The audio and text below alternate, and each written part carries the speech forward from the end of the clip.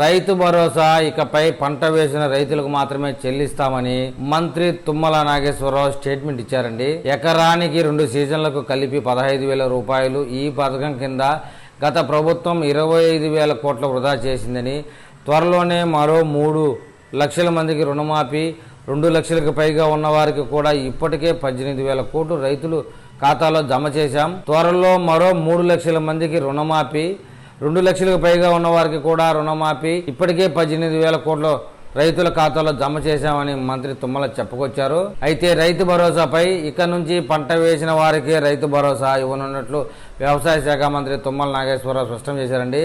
ఎకరాకు ఏడాదికి 2 సీజన్లకు కలిపి 15,000 ఇస్తామని, ఈ నగదు పంట సాగు చేసిన రైతులకే ఇవ్వాలన్నదే తమ ప్రభుత్వ ఉద్దేశం అని చెప్పారు.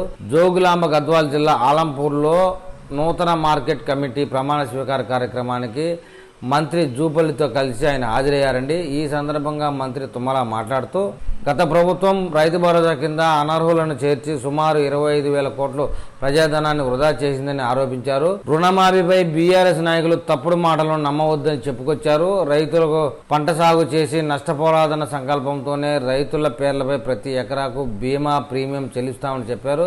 శ్రీశైలం నిర్వాసితులను ఆదుకుంటామని హామీ ఇచ్చారు. బీఆర్ఎస్ హయాంలో 8 లక్షల కోట్లు అప్పు చేశారని, ఫలితంగా నేటి ప్రభుత్వం ఏటా 60,000 కోట్లు వడ్డీ చెల్లించాల్సి వస్తుందని, గొప్పలకు పోయి నాటి ప్రభుత్వం రింగ్ రోడ్డు భూములను అమ్మి రైతు భరోసా డబ్బులు చెల్లించిందని విమర్శించారండి.